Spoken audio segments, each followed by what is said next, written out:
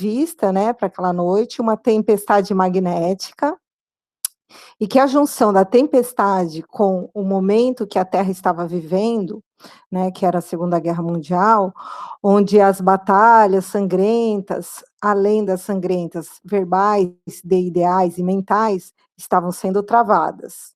Ele chama a atenção que o número de encarnados ligado à espiritualidade ainda era muito reduzido. Por isso que o número de nuvens de resíduos mentais de baixas vibrações ainda era muito grande na crosta e aumentava a potência da tempestade. De alguma forma, isso poderia interferir, né, nos dois auxiliares, que eram André e Vicente. Isso, eu fiquei muito reflexiva sobre esse assunto, porque eu jamais, né, imaginei que as nossas vibrações aqui na Terra, né, poderiam de alguma forma interferir nos fenômenos meteorológicos, nos fenômenos que são naturais, né, como por exemplo, ele deu esse exemplo aí dessa tempestade magnética, né, que acontece de vez em quando, até dei uma consultada para saber o que que era essa tempestade magnética melhor, e aí eu fiquei pensando hoje, será que nós, né, não, de alguma forma, não também contribuímos para potencializar outros fenômenos, né, por exemplo, raios, chuvas torrenciais, né, sei lá, eu até queria a opinião de vocês, né, sobre isso, porque eu fiquei pensando, eu falei: "Gente, a nossa vibração, os nossos resíduos mentais, eles auxiliam", porque querendo ou não são energias, né, então eles auxiliam também para que, de repente, uma tempestade que não era tão forte, se torne, mais potente, né. Não sei se vocês também observaram essa informação logo no começo do capítulo. Alguém quer falar alguma coisa? Pode falar, Cássia, depois eu falo. Não, pode falar, Ju, problema nenhum. Então, a minha interpretação, né, quando eu também notei isso, e o que eu entendi, assim, que essas tempestades, ela era no plano espiritual. Eram tempestades que estavam acontecendo naquele ambiente, naquele plano. Né? Então, por isso que eu vejo que o Alfredo ficou muito preocupado com o André Luiz e com o Vicente, por causa da maneira que eles iriam lidar com aquela tempestade que estava se formando na psicosfera deles, onde eles estavam inseridos lá nesse posto de socorro, né? Então, até eles chegarem aqui na crosta. É claro que isso que você falou, Rita, acontece, influencia sim, né? Essas energias. É claro que a gente sabe, né? Isso, vários relatos que tudo vem de lá para cá, né? Então, muitas vezes o que a gente tem aqui na Terra é uma cópia imperfeita daquilo que a gente tem nos planos superiores. E nesse caso aqui eu entendi isso, que foi uma questão que estava acontecendo lá, e devido à guerra, devido à grande guerra, que foi quando esse livro e esses relatos estavam acontecendo, devido a isso, estava se criando piorando, né, os casos dessas tempestades magnéticas devidas à vibração e pensamento. E é claro, lendo esse capítulo, não pude deixar de pontuar a nossa atual situação, né? Mas próximo. Rapidinho, quer falar, Dona Irene? Não, só queria reforçar isso que o Juliano está dizendo. Eu também entendi assim, que tempestade magnética, nesse caso, seria uma tempestade dos pensamentos e uma coisa puramente magnética, não tem nada a ver com as tempestades que acontecem aqui na Terra, de chuva, né? É claro que nas tempestades que nós passamos aqui, de chuva, com raios e tudo mais, também existe muito magnetismo. Acho que o magnetismo é um fenômeno que envolve muitas coisas, né? Mas essa tempestade magnética que ele se refere aqui é o que acontece todos os dias na limpeza, quer dizer, por isso que é necessária essa limpeza do plano espiritual, por causa dos nossos pensamentos acumulados, pensamentos negativos. E naquela época, justamente por causa da guerra, esses pensamentos eram muito mais carregados, eram os comentários das pessoas falando mal dos governos que decidiram pela guerra e tudo mais, quer dizer, o medo das pessoas, tudo isso gerava um magnetismo muito grande que causava esse tipo de tempestade magnética. Foi o que eu entendi, Rita. Então, eu acredito que ele esteja falando da tempestade magnética mesmo, do fenômeno, porque eu fui pesquisar e ocorrem esses fenômenos de tempos em tempos em torno da Terra, e o que protege justamente a gente, o que a gente acha que protege, né? Mas mais para frente a gente vê que a espiritualidade trabalha para a proteção também. Justamente a proteção magnética que tem em volta do planeta protege, né, além dessas tempestades, de outros fenômenos que acontecem, né, na atmosfera. A gente olhando mais para frente nessa questão, ele fala aqui, né, mais alguém quer falar? Ô Rita, eu entendi também que essa tempestade magnética seria a junção da psicosfera de cada um, formando uma psicosfera global.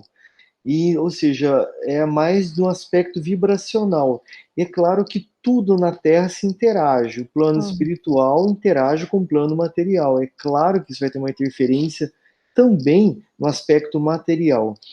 E eu acredito que os fenômenos de chuva, tempestade, material que acontece aqui, ele pode ser, às vezes, até direcionado, interferido por uma força maior do bem para que cause um desvio, às vezes, de um mal maior.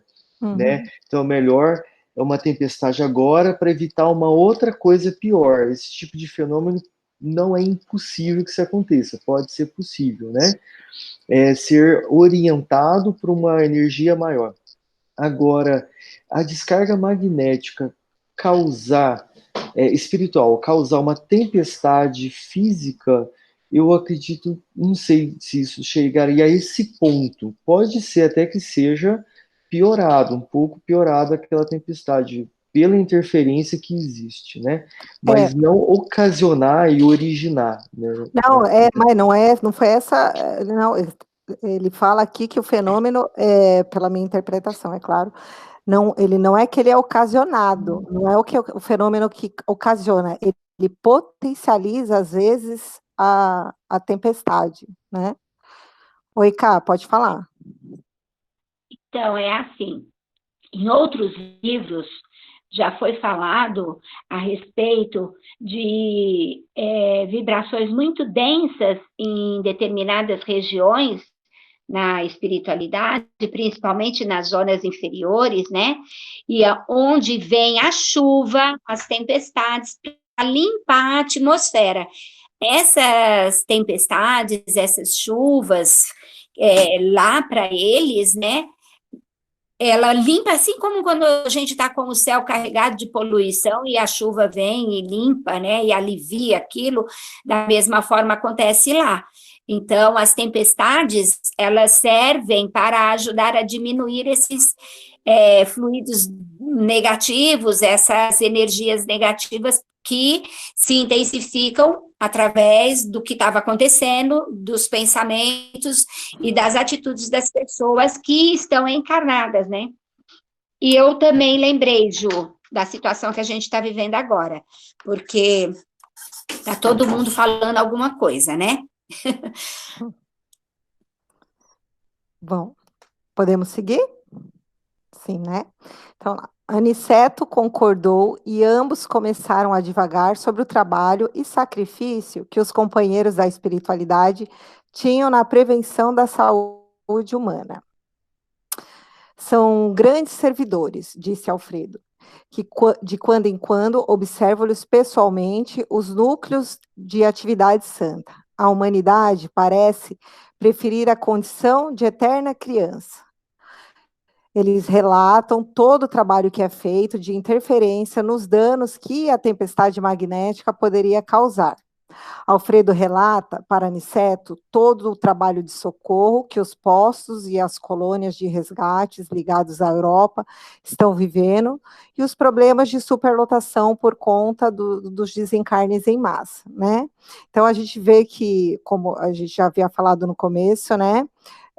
O livro ele passa bem no momento da Segunda Guerra Mundial, e por existir um desencarne em massa, os postos de resgate, as colônias que estão ligadas aos países que estão em guerras, né, eles estão com uma superlotação também, né, então eles têm problemas lá também de espaço e de superlotação, né, a gente acha que esses problemas ficam só a critério da Terra, né.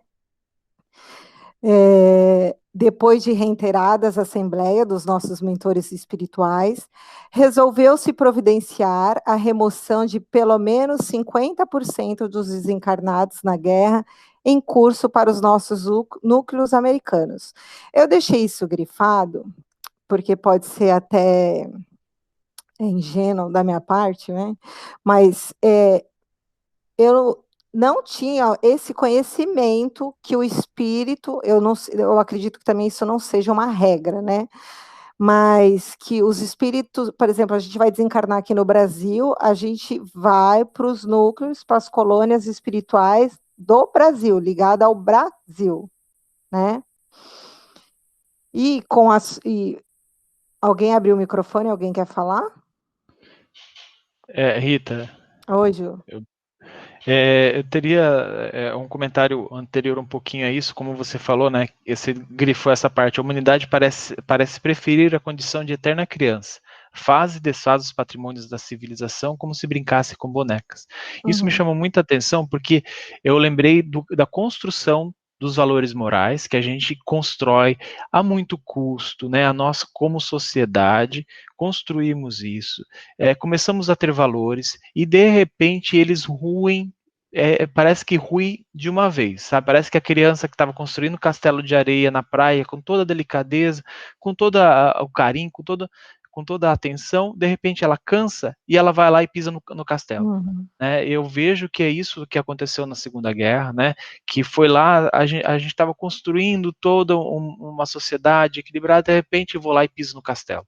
Então eu gostei muito desse comentário e serviu muito como lição para aquilo que eu estou construindo de moral dentro de mim, e de repente eu vou me cansar de tudo isso e vou falar, não, peraí, chega, acabou, eu não quero mais ser bonzinho, isso não é mais para mim. E aí eu vou lá e piso no castelo.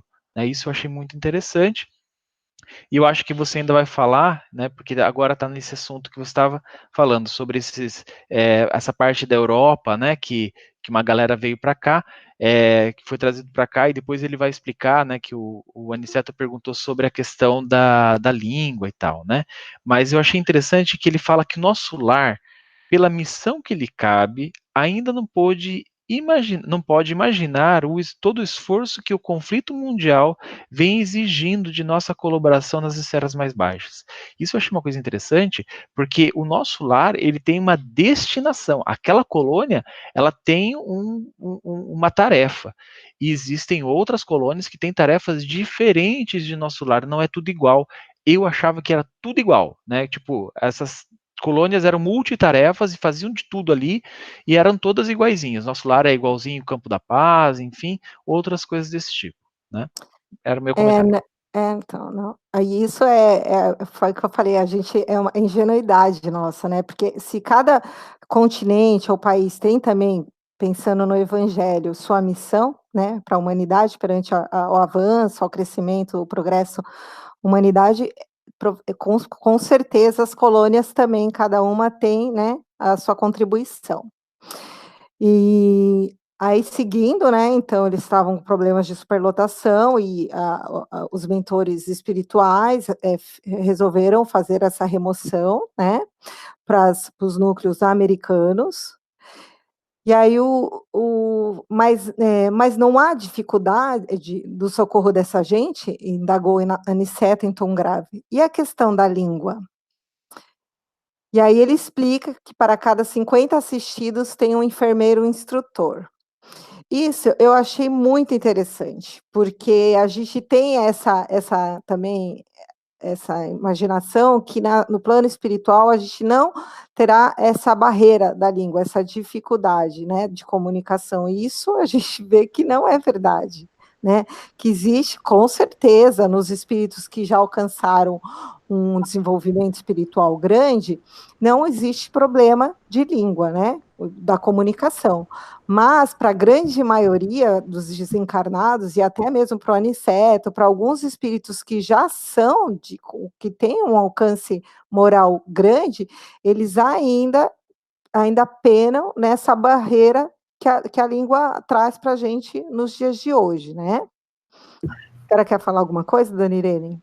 Sim, essa questão da língua, eu acho que nós temos aqui muitas ilusões a respeito da vida do espírito, né? Não só em relação à língua, como em relação ao horário. É muito comum nós ouvirmos assim, o tempo do espírito é diferente do tempo de encarnado. Quer dizer, isso são ilusões e são generalizações que a gente faz. Isso que você falou é verdade, quer dizer, tudo isso depende da evolução do espírito. O tempo pode ser diferente, sim, dependendo da evolução do espírito, mas nós, espíritos vinculados ao planeta Terra, encarnados ou desencarnados, temos o mesmo tempo. Quer dizer, o André Luiz está cansado de falar sobre isso, quando ele... Eu acho que aqui mesmo, nos Mensageiros, vai aparecer uma hora em que vai aparecer um relógio que marca 24 horas, um relógio no plano espiritual, eu acho que, se eu não me engano, é neste posto de socorro mesmo, porque eles estão num lugar onde o dia e a noite não tem diferença, então o relógio lá tem 24 horas. Então, o tempo deles é exatamente igual ao nosso.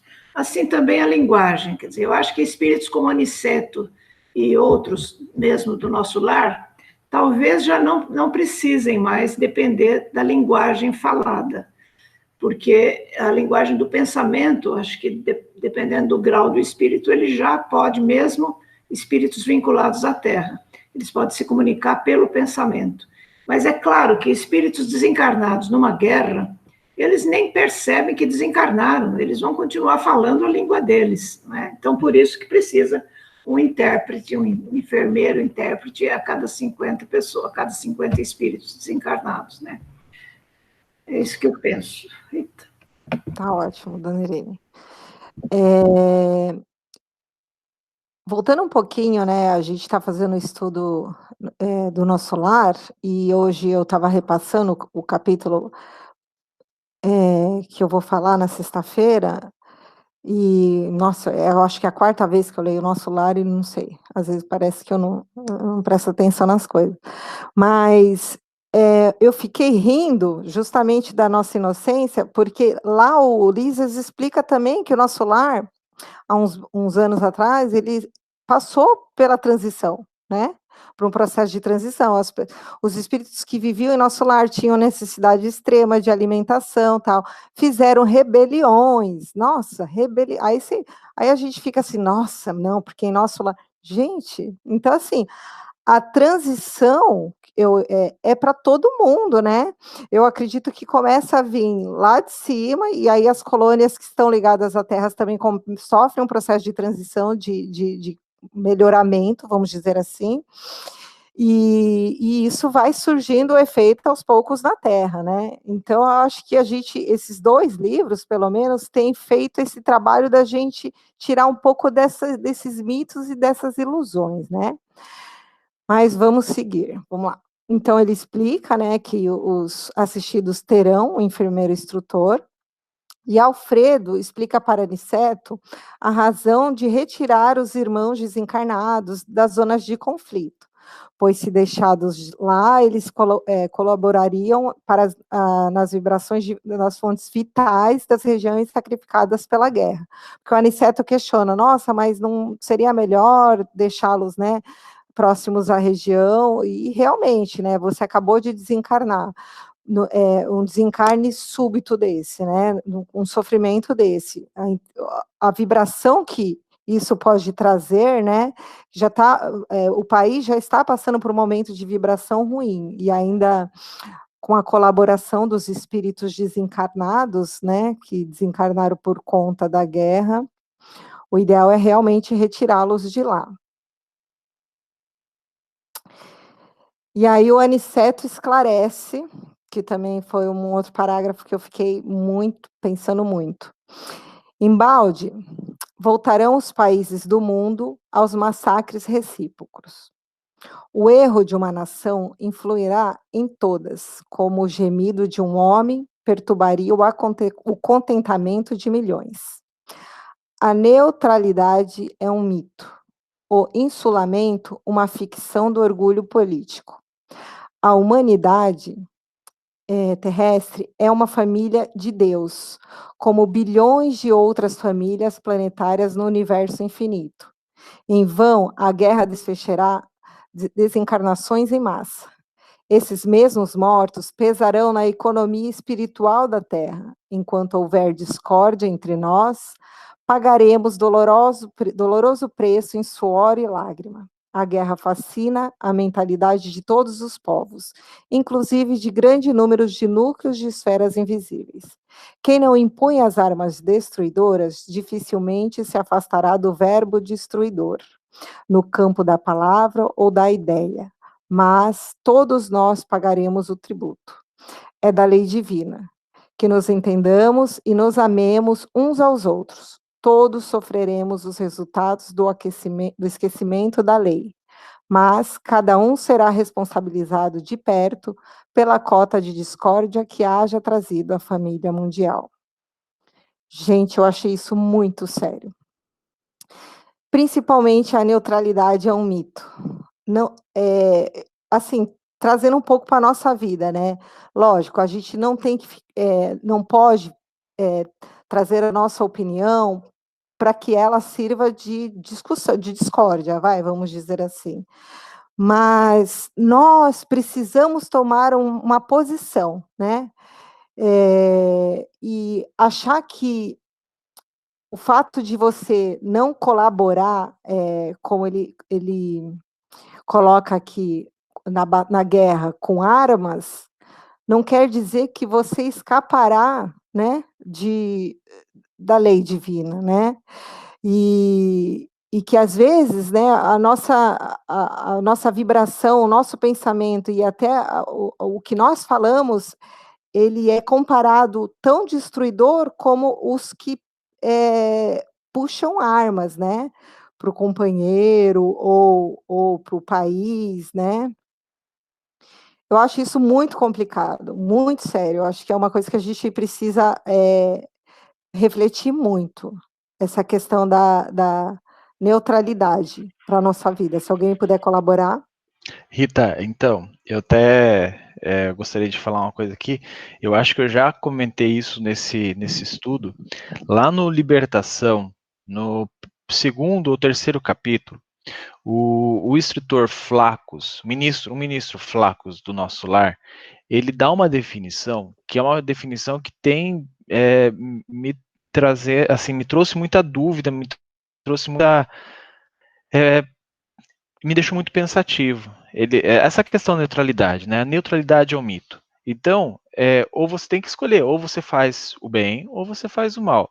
E juntando com o que Flacos falou, ele fala o seguinte sobre o mal. O mal é sempre quando nós temos uma atitude, uma ação ou um pensamento contrário à lei divina, contrário à lei de Deus, à lei do amor.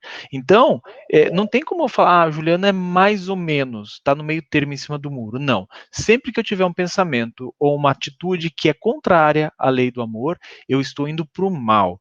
Então, essa neutralidade que o Aniceto traz aqui, eu associo ao que o ministro Flacos falou lá no Libertação.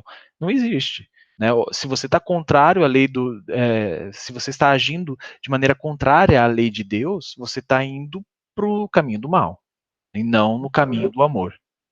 Boa, Ju. Mais alguém tem alguma contribuição? Então, posso seguir, né?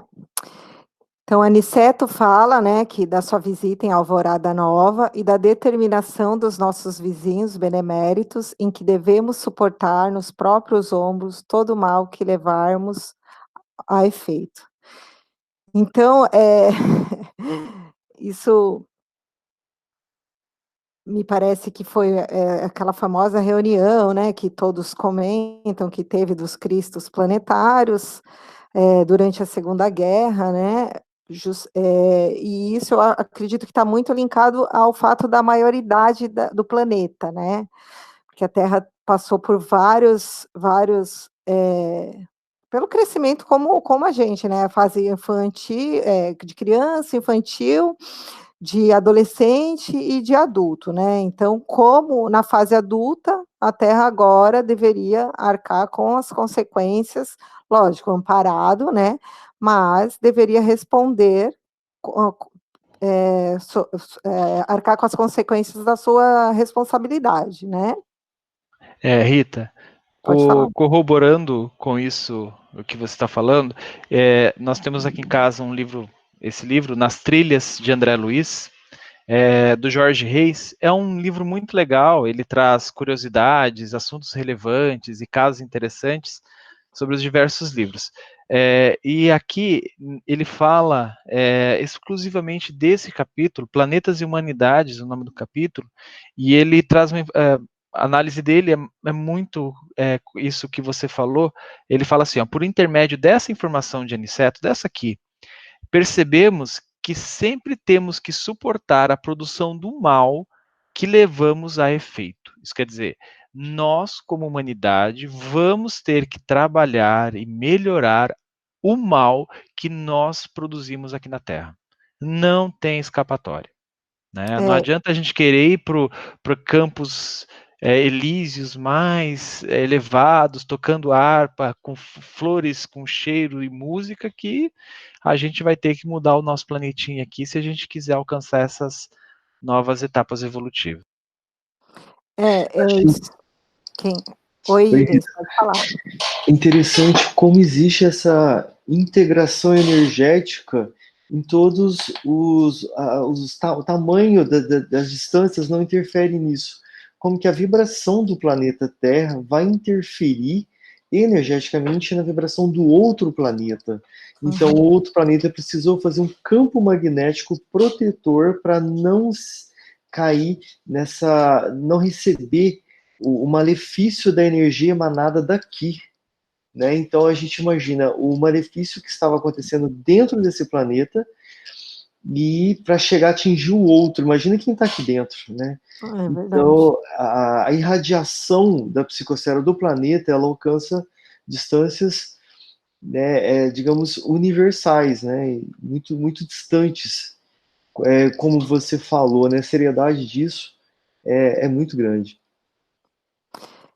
Isso eu terminei antes de ontem o livro do André Luiz, não, do Emmanuel, A Caminho da Luz, e ele fala disso, né, que o Ju falou antes, da responsabilidade do velho mundo, né, que são os países da Europa, e da China, de outros países, né, a tal da...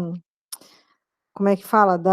Do karma coletivo, né? Porque enquanto você não adianta você achar que tudo que aqueles países não fizeram de bom, né? Deixaram de contribuir, ou até da maldade que fizeram, isso tudo ainda vai ter eles passarão por muitos processos de expurgos, né?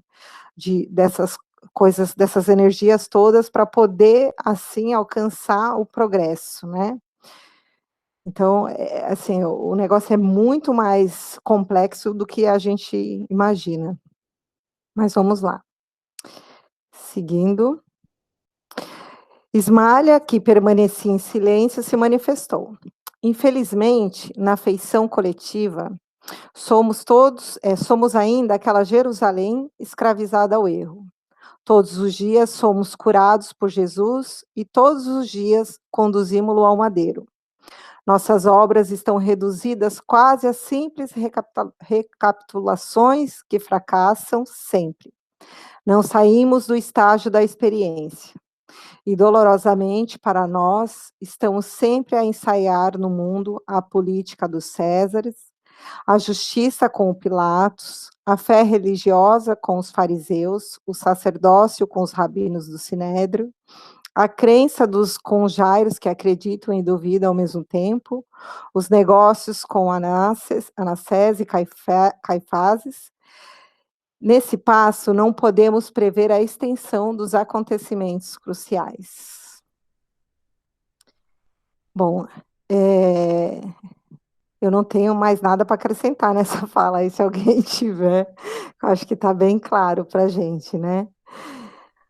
André, encantado com as definições ouvidas, aventurou-se a dizer: como é angustiosa, porém, a destruição da guerra. Nesses tempos, contudo, observou Alfredo, bondosamente, a prece é uma luz mais intensa no coração dos homens. Bem se diz que a estrela brilha mais fortemente nas noites sem luz. Ele relata a experiência que ele viveu lá na cidade da Inglaterra e conclui. Às vezes, é preciso sofrer para compreender as bênçãos divinas, né?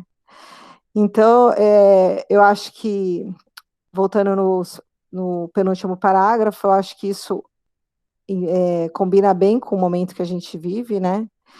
Que é a questão da prece, né? Quanto mais enfiado nas trevas que está o nosso planeta, o nosso Brasil no momento, mais prece, mais a prece, eu acho que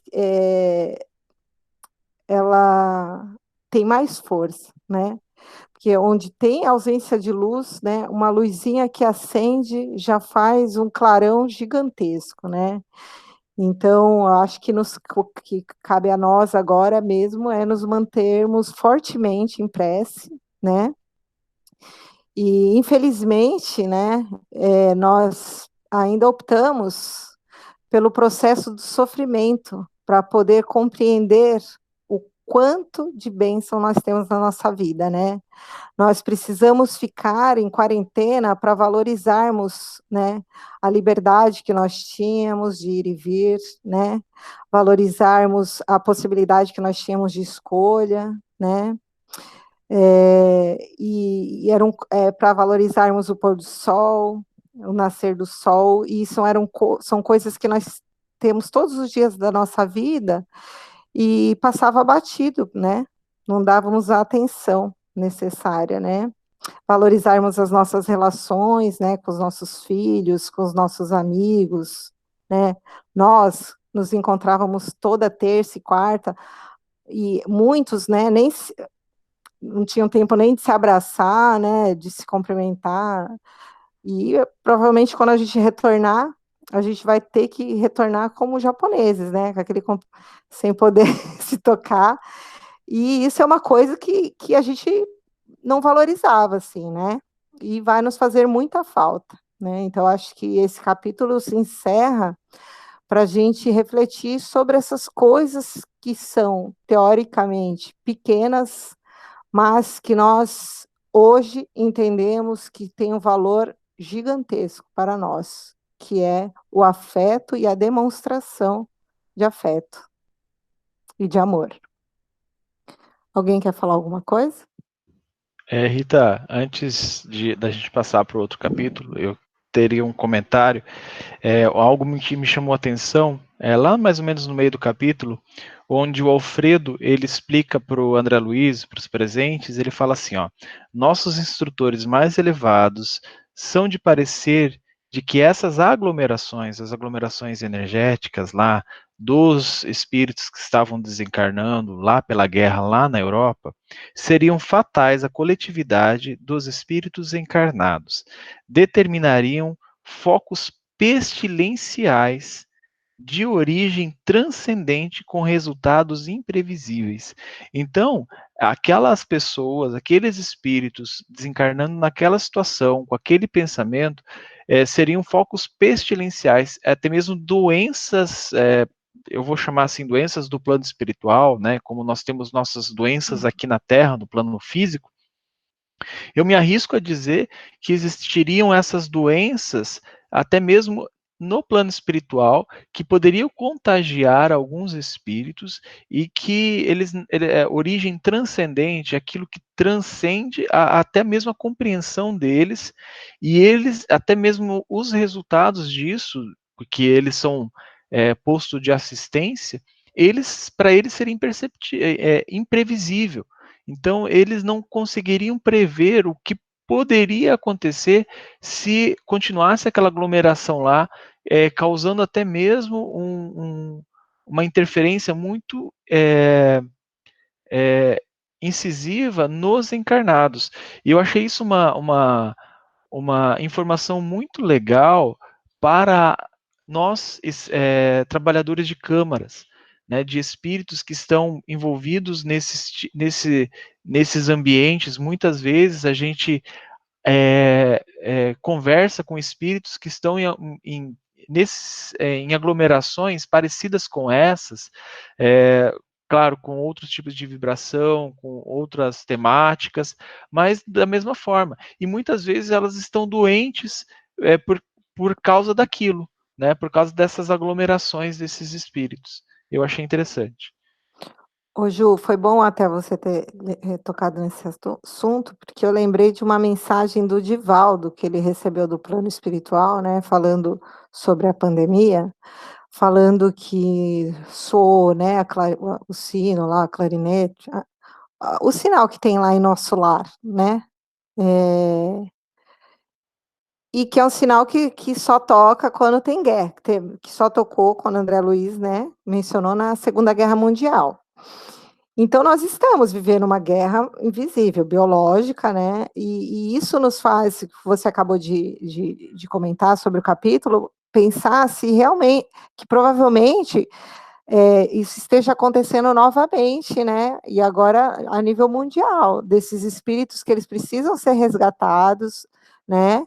Pela espiritualidade, né? Por isso que a nossa oração, né? Das 20h15 contribui para isso, para o auxílio, né? Justamente para eles não, sem que eles queiram, né? Contribuírem para que essa pandemia se potencialize ou permaneça mais tempo, né? Ou crie mais forças, né? Isso é algo que a gente também tem que pensar. Vamos lá, fazer o que dá. Capítulo 19, eu sopro. Então, depois de interessantes considerações relativamente à situação dos círculos carnais, Aniceto voltou a examinar nossas necessidades de serviço. Alfredo, então, sugere, né, que eles utilizem o seu veículo até certo ponto da excursão. Então, Aniceto estava preocupado com o tempo, né, e com a questão de que o André Luiz e o Vicente precisavam estagiar. Aí não podia caber o meu espanto, né, o André Luiz falando, embora conhecendo as operações dos samaritanos em nosso lar, que empregavam grandes veículos de tração animal, em trabalhos de salvamento nas regiões inferiores e considerando as dificuldades de vulto que defrontáramos na caminhada longa rumo ao posto de socorro, não supunha possível semelhante condução naquele instituto de auxílio. Aí soube mais tarde que os sistemas de transporte nas zonas mais próximas da crosta terrestre são muito mais numerosos do que ele poderia imaginar em bases transcendentes do eletromagnetismo. Então, lá existe um sistema rico e gigantesco de transporte, né? E é algo que transcende o eletromagnetismo. Isso quer dizer, até a gente consegue compreender eletromagnetismo aqui no espectro de luz visível e o invisível, os diversos tipos de onda. Aqui ele transcende. Então, assim, é análogo ao magnetismo, eletromagnetismo que a gente tem aqui na matéria, mas a gente tem que lembrar que não é só isso. É transcendente a isso. É algo mais que a gente não vai conseguir colocar um medidor lá, aqui da matéria, e conseguir medir o que é aquilo ali, né? Só pontuar isso. Perfeito. Aniceto parecia preocupado com os serviços urgentes da terra e com a necessidade, né, como eu falei, do estágio de André e Vicente. Alfredo sorriu, bondoso, asseverando: quanto a isso, não necessitaremos de maiores cuidados. Há sempre que fazeres em toda parte, onde houver espírito de cooperação da criatura, existe igualmente o serviço de Deus. Nossos amigos poderiam colaborar conosco ainda hoje nas atividades de assistência, acompanhar-nos, iam, por exemplo, nos trabalhos de prece, nas quais há sempre muita coisa a fazer e muita lição a aprender. Então, o trabalho da prece é importantíssimo, viu, gente? Para quem fica aí se recusando a fazer uma prece. Todos concordaram e foram para a tarefa da noite. Porém, Alfredo relembrou a Ismalho a necessidade do comparecimento dos técnicos de sopro. E André ficou assombrado, né? Técnico de sopro? E aí ele explicou: sim, meu amigo, o sopro curador, mesmo na terra, é sublime privilégio do homem. No entanto, quando encarnados, demoramo-nos muitíssimo a tomar posse dos grandes tesouros que nos pertencem. Comumente, vivemos por lá, perdendo tempo com a fantasia, acreditando em futilidades ou alimentando desconfianças. Quem pudesse compreender entre as formas terrestres toda a extensão desse assunto, poderia criar no mundo os mais eficientes processos soproterápticos. Bom, nós tivemos, né, estudamos assim, bem superficialmente o sopro, né, na época que fizemos, nós que eu digo eu, né, o curso de magnetismo, e aqui eu acredito que o Alfredo ele faz uma ressalva muito importante, né, que todos nós, né, como ele fala, somos um tesouro que todos nós temos, né? Então, essa capacidade do sopro curador, né? Do sopro teráptico, ele é uma capacidade do espírito, né? Uma capacidade do espírito. E que nós, aqui na Terra, não utilizamos muito, por conta de falta de que a gente vai ver para frente, mas principalmente por ficar sempre alimentando a desconfiança, né? Mas semelhante patrimônio. Ju, pode falar. Então, Rita, nesse mesmo livro, Nas Trilhas de André Luiz, eu tenho um capítulo dedicado a esse sopro curador. E o autor, o Jorge Reis, ele faz um relato bem interessante. Ele fala assim, ó: confesso que nessa encarnação, mesmo seguindo há muitos anos a doutrina espírita, nunca presenciei tratamento de cura pelo sopro. Provavelmente, muitos sentem-se incapacitados para tal, pois os requisitos são austeros e exigem sobriedade física e moral. Né? Aí ele falou assim, ó: mas aqui ficou claro para nós que o tratamento espiritual pode ser feito de várias maneiras. A regra é sempre a boa vontade e o amor que externamos às criaturas. Então, assim, ele faz, é claro, essa pontuação de que é realmente algo necessário, essa moral, sobriedade moral e física, mas, como a gente viu no próprio capítulo, ele faz, ó: a regra é sempre a boa vontade e o amor que externamos às criaturas. E muitos de nós temos isso, vamos supor assim, a tirar com balde, né? Porque muitos de nós, a gente sente essa vontade, esse desejo e amor pelo trabalho, pelo serviço. E muitas vezes a gente não utiliza o sopro justamente porque não se acha capacitados. Mas a gente tem que prestar atenção, que pode ser que isso possa ser uma técnica a ser utilizada e a gente está escondendo o nosso tesouro, né? Escondendo o nosso dom. Concordo, Ju. Eu acho que, por vezes, nós somos muito exigentes conosco mesmo, né? Lógico que nós não podemos largar mão do autoconhecimento, né, da tarefa de fazer, né, a análise de como da nossa conduta moral, pessoal e a alimentação que a gente vai ver aí para frente, mas que nós não podemos deixar de fazer o bem, né?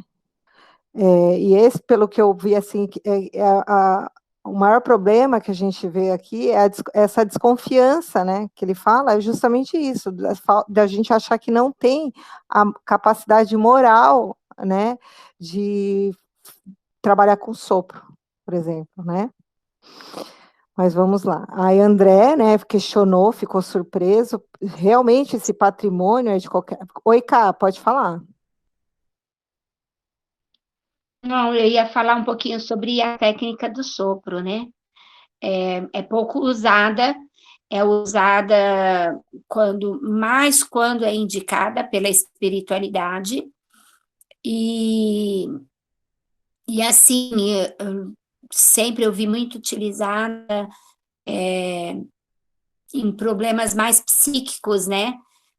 E também de mediunidades perturbadas, principalmente em crianças. Porém, a técnica do sopro, ela é super eficaz. Eu nunca utilizei dela fora da casa espírita, mas tem já quase 2 semanas que tenho feito na minha filha, indicação do Salúcio, né, mentor da nossa casa, que indicou para que fosse feito, e eu tenho feito todos os dias, e ela, desde que foi feito o socorro, desde que começamos, ela não teve mais aquelas crises horrorosas que ela tinha. Só para salientar aí um pouco a respeito da técnica. É pouco usada na nossa casa, só mais por orientação do plano espiritual mesmo, mas dá para se pensar em algo a mais, né? Muito bem colocado, cara. E o requisito básico, primordial, você tem, né? Com a questão da sua filha, que é o amor. Vamos lá. Como o passe... Rita, Oi. só um segundo. Você falou uma coisa que acho que cabe aí uma ressalva. A gente tem que ter amor, é verdade. E tem que ter boa vontade, com certeza.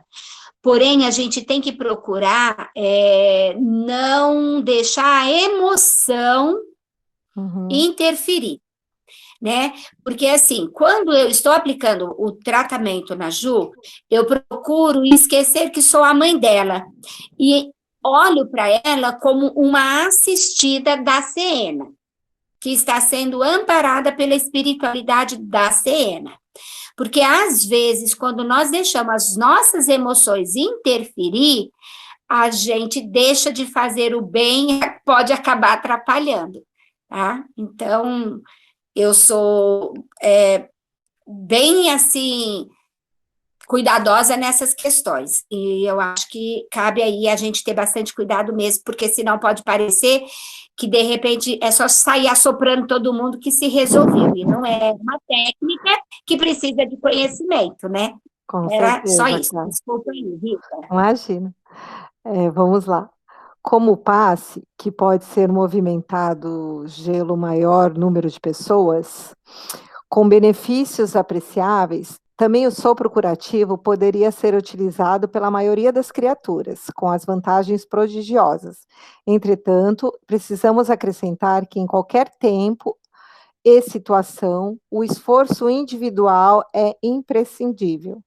Toda realização nobre requer apoio sério. O bem divino, para manifestar-se em ação, exige a boa vontade humana. Então, tá aí, né? Sem esforço individual, eu acredito que de ambos, tanto do técnico do sopro e também, né, do esforço individual do assistido, né? Que está recebendo, né, a terapia. Alfredo explica toda a evolução dos técnicos espirituais, então ele fala de todo o processo que os técnicos, né, lá no plano espiritual passaram para poder serem capacitados, né, na técnica do sopro, e ele acrescenta. Nos círculos carnais, para que o sopro se afirme suficientemente, é imprescindível que o homem tenha o estômago sadio, a boca habituada a falar o bem, com a abstenção do mal e a mente reta, interessada em auxiliar. Obedecendo a esses requisitos, teremos o sopro calmante e revigorador, estimulante e curativo. Através dele, pode-se ar transmitir também na crosta a saúde, o conforto e a vida. Então, aí está o roteirinho que o encarnado deve, bem fácil, seguir para estar apto, né, a fazer o sopro, né? Eu acho que é por causa disso que o autor, o Jorge Reis, relatou que ele nunca viu, né? Porque ninguém queria. É difícil seguir tudo isso aqui, né? Então ninguém queria se arriscar. Falar, não, eu tô seguindo mais ou menos, então é melhor não fazer, né? Bom, vamos lá. Vicente considerou: isto não é novo. Jesus, além de tocar naqueles a quem curava, concedia-lhes por vezes o sopro divino. O sopro da vida percorre a criação inteira. Toda a página sagrada, comentando o princípio da existência, refere-se a isso. Nunca pensaram no vento como sopro criador da natureza? E a esse tempo, Ismália recebia alguns colaboradores de importância que se preparavam para a tarefa. Impressionado com o que ouvira, acompanhei de perto as providências que organizavam, encontrando-me, porém, mais a sós com Aniceto, transmitir-me minha enorme surpresa, respondendo-me ele em tom confiável. Esquece-se vocês de que a própria Bíblia, aludindo os primórdios do homem, narra que o Criador assoprou na forma criada, comunicando-lhe o fôlego da vida. Referindo-nos aos nossos irmãos encarnados, faz-se preciso reconhecer, André, que mesmo partindo de homens imperfeitos, mas de boa vontade, todo sopro com intenção de aliviar ou curar tem relevante significação entre as criaturas. Porque todos nós somos herdeiros diretos do divino poder. Aliás, é necessário observar também que não estamos diante de uma exclusividade. Você, por exemplo, passou muito ligeiramente pelo nosso Ministério de Auxílio. Temos ali grande instituto especializado neste sentido, onde nobres colegas se voltam a essa modalidade de cooperação. No plano carnal, toda boca santamente intencionada pode prestar apreciáveis auxílios, notando-se, porém, que as bocas generosas e puras poderão distribuir auxílios divinos, transmitindo fluidos vitais de saúde e reconforto. Então, Aniceto, graças a Deus, né, nos dá uma esperança e fala que a gente na batalha, tendo boa vontade, a gente pode sim, né, claro, que trabalhar com sopro, né, nos nossos atendimentos na casa, que a gente não deve se sentir sem a condição para isso, muito pelo contrário, nós temos que trabalhar para ter esse sopro que ele fala no final, né, de auxílios quase que divinos, né, porque somos herdeiros diretos do Cristo, irmão do Cristo e herdeiros de Deus, né, e com boa vontade, né, e trabalhando dentro, né, das leis divinas, eu acredito que nós podemos, sim, trabalhar em assistência dos nossos irmãos e auxiliando a espiritualidade, né. Acho que esse é o último slide, se alguém quiser comentar alguma coisa. Fala, Cá. Não, eu só ia falar que eu estou muito longe de todos aqueles requisitos, né? Estou mais no da boa vontade e esforço. Só você não, amiga, todos nós. Estamos na luta, Cássia, estamos na luta. Mas eu acho que isso rapidinho, esse livro do André que você falou, Ju, ele é um livro psicografado ou é um escritor que fez tipo uma biografia?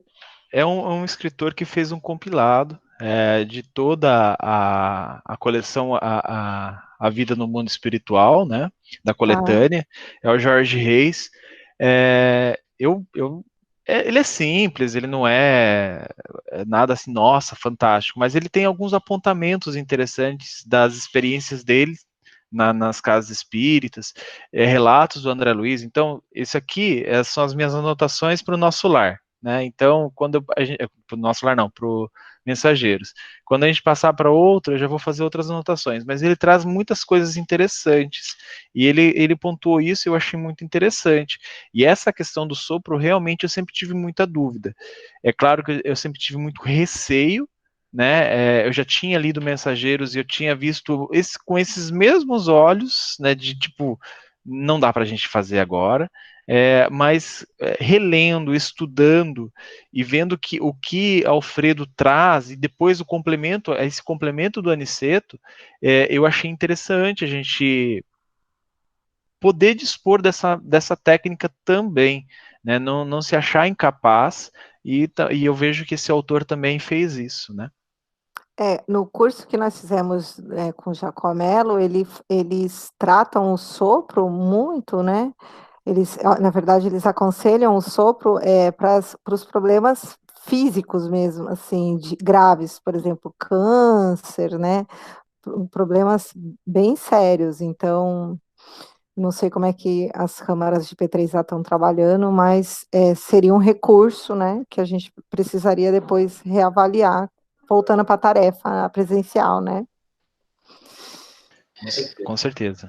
Eu acho também que a pessoa que vai aplicar o passe, ela tem que ter a consciência de que não houve nenhum exagero, um excesso na vida dela que vai impedir o passe, porque todo mundo com boa vontade, sim, mas às vezes pode ter pessoas que passaram muito da conta, do exagero, do negativo. Então, eu acho que digamos, nem 8 nem 80, né?